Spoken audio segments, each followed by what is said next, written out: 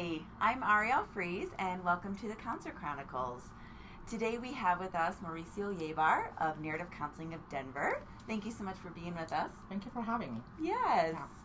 So today Mauricio is here to help those people who kind of have a limited description of themselves and who they are. And he has tips for how to kind of enrich and thicken that story of again, who they are. So, Mauricio, why don't you tell us, I think you had 4 tips. Yeah. Okay. Let's get started. Yeah, thank you. Thank you for having me. Absolutely. So a lot of the times people have descriptions of themselves that are very limited, and there's usually a variety of factors that are involved with that and why that happens to people. Mm-hmm. We all have that. We all have those limited descriptions of ourselves. So there's a few things that we can do to sort of create more awareness about that when that's happening to us, Mm-hmm. and also enrich and thicken that story so that we can live a life that's more fulfilling and consistent with our values. Yeah. Yeah. Great. What's your first tip? So the first one is about the messages.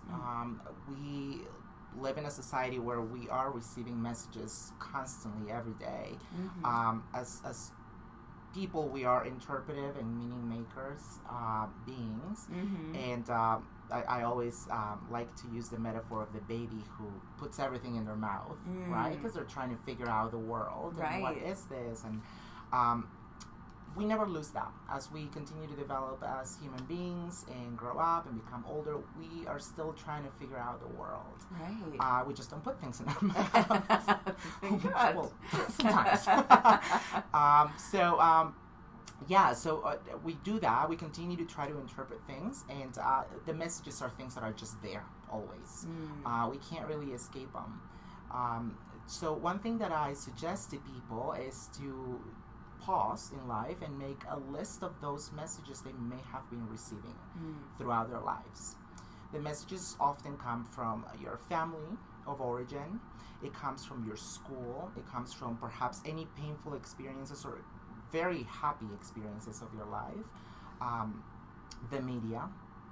These days, social media. Mm-hmm. So all of those messages, and some people find it helpful to do it chronologically and come up with those ideas and those messages. And simply, you don't have to do anything about it. Just simply be aware of what those messages are and how they're influencing some of those thin descriptions of yourself. Great. I really like that tip. That seems really tangible, something people can do. Absolutely. Yeah. Making a list is something that, some people don't like to write things down, but it's something you can do on your phone. It's something you can do, pen and paper. But also, I like to do that for myself, and I do it on my phone because when messages are happening constantly, sometimes, I'll just pull out my phone and write it down. And it may mean absolutely nothing to me in that moment, but it usually does become something, and it's nice to have it so that I can go back and explore and analyze. Nice. That's a great idea. Awesome. What's your second tip? The second tip is also comes along with the messages. The messages that we receive usually create, like I said, those thin descriptions about ourselves. That also creates labeling. We tend to label ourselves. We tend to give ourselves names to, again, make sense of what's happening to us and who we are, why we do what we do. A lot of the times, those descriptions are problematic stories of ourselves. Right?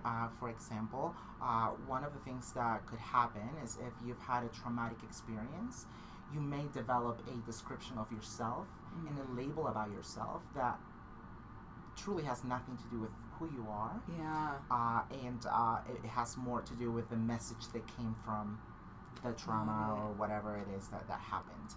So identifying what that problem is and separating from that problem. And how you separate from the problem is to identify if there is any evidence that confirms that label or contradicts that label. Got it. More often than not, it is going to contradict the label that you've put on yourself, and that's something that in narrative therapy we call externalizing the problem. Okay. It can get confused with taking responsibility away from the person, but it's actually the opposite of that. It's just giving the person the opportunity to take some steps back and look at the whole picture from the outside, externalize that, and then you can take accountability if you must. But it's important to not feel like you're influenced by the problem constantly. Right. Another way we can do that is to change the language, how we talk about our problems, right? Instead of saying something like, I have anxiety or my anxiety, we can say, I struggle with anxiety. I have struggled with anxiety for this many years, or the anxiety. Right. And for some people, it's really helpful, and this usually happens in therapy, to personify the problem, give it a name, describe it in some way. Again, this is a way of enriching the story. And part of the story is that, you've had this problem in your life, that perhaps it's influencing you too much because there's an identification with it. Right. Once you separate from it, you may have more management over that problem. Wonderful. Yeah. And how about the third tip? The third one is about our values. We all have our values. What happens when we attach ourselves to problematic descriptions of ourselves or of our identities, we disconnect from what's truly important to us. Yeah. That's an automatic process. You're distracted with, how do I fix things? How do I solve this? How do I live a more fulfilling life? That you disconnect from truly what's your commitments, your purposes in life. And therefore you don't know what your values are.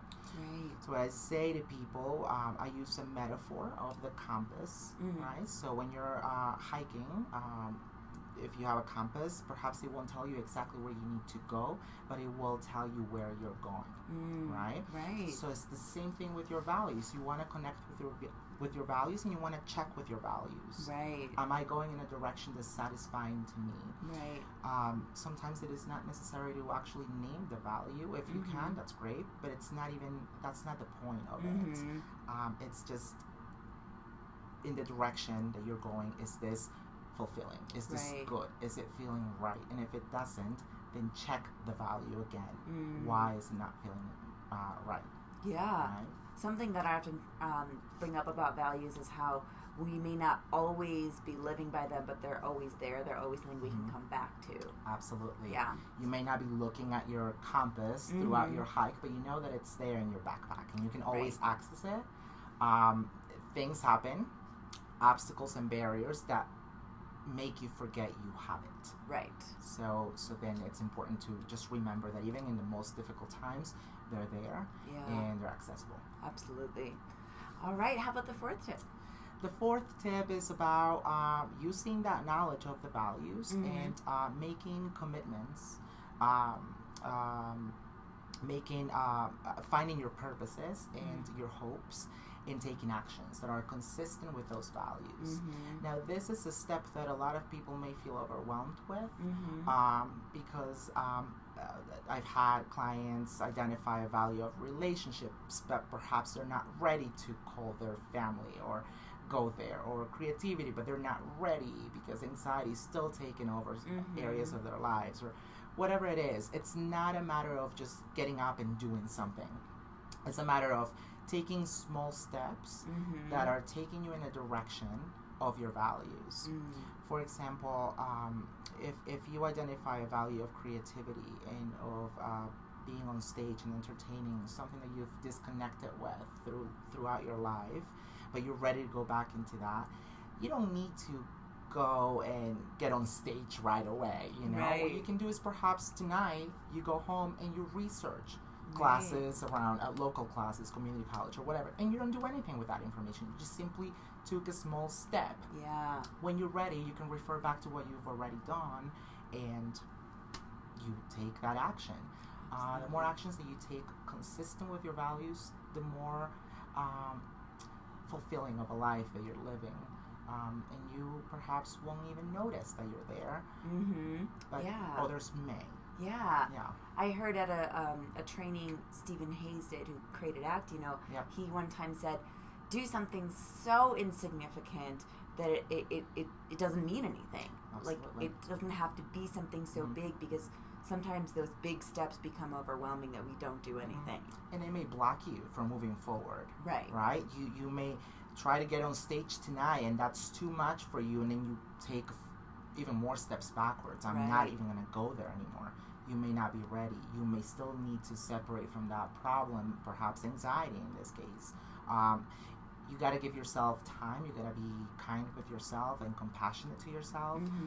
Interestingly, you mentioned Stephen Hayes and his training. He does a lot of the values and compassion work.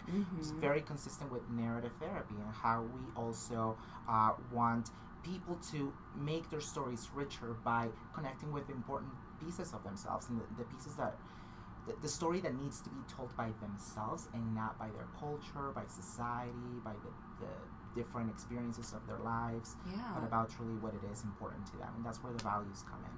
Wonderful. Yeah. Mauricio, thank you so much for joining us. Thank you for having me. This was really fun. Awesome. Yeah.